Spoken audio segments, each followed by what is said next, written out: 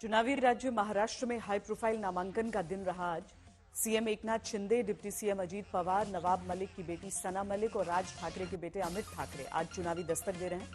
एकनाथ शिंदे ने कोपरी पाखड़ी विधानसभा सीट से पर्चा भरा है। डिप्टी सीएम अजीत पवार अमरावती से मैदान में उतरे हैं। नवाब मलिक की बेटी सना मलिक अनुशक्ति नगर से मैदान में है। राज ठाकरे के बेटे अमित ठाकरे ने माहिम से ताल ठोकी है।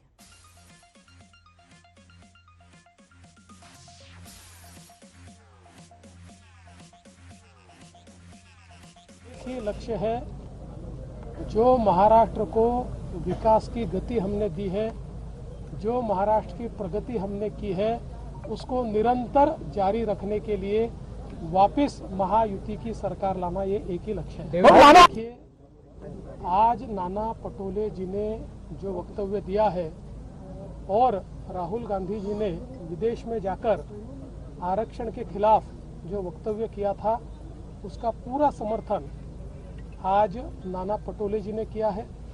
कांग्रेस हमेशा बाबा साहब की विरोधी रही है, आरक्षण की विरोधी रही है। इसी प्रकार के विचार नेहरू जी ने भी रखे हैं, इंदिरा जी ने भी रखे हैं, राजू जी ने भी रखे हैं। अब विदेशों में जाकर राहुल जी भी रख रहे हैं और उनके जो चेले हैं सब सारे वही बात कह रहे हैं। बारामती से अजीत पवार की घेराबंदी में शरद पवार ने पूरी ताकत लगा दी है। अजीत पवार ने लोकसभा चुनाव में सुप्रिया सुले के खिलाफ अपनी पत्नी को उतारा था। इस बार शरद पवार ने अजीत पवार के भतीजे योगेंद्र पवार को उनके खिलाफ उतारा है, लेकिन अजीत पवार के बेटे का दावा है कि दादा आराम से जीतेंगे।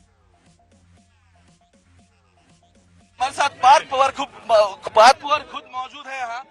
ये दादा का वादा है क्या, सब लोग बोल रहे हैं? दादा का वादा जो आपने देखा है महाराष्ट्र में अभी तक, जो डेवलपमेंट दादा ने किए, बारामती में डेवलपमेंट किए, ये है दादा का वादा। अभी तक जो दादा ने प्रॉमिस किया है वो 100% एग्जीक्यूट किया है, ये है दादा का वादा। और जब वो शब्द देते हैं वो 100% पालते हैं। एक बात है, इस बार दिखाई दे रहा है कि आदित्य ठाकरे तो लड़ते हैं, अमित ठाकरे भी लड़ रहे हैं, वहां से योगेंद्र पवार पहली बार लड़ रहे हैं। आप इस बार चुनाव में नहीं दिख रहे हमें। नहीं, मैं लास्ट चुनाव में खड़ा था।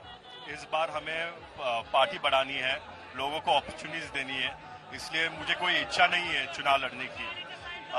नए लोगों को टिकट देना, पक्ष बढ़ाना, यही हमारा मकसद है। तो अभी आप संगठन में काम कर रहे हो?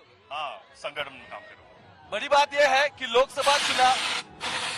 लोकसभा चुनाव में एक नतीजा दिख के आया कि आपकी माताजी को यहाँ पे हार का सामना करना पड़ा। उससे पहले मावल में भी ये सब हुआ था। अब स्ट्रैटेजी किस तरह से बदल गई आपको लगता है? देखो, ये सब लास्ट मिनट डिसीजंस थे खड़े रहने के लिए। मावल भी लास्ट मिनट था, हमारे उधर एक ही आमदार था, पर इस बार बारामती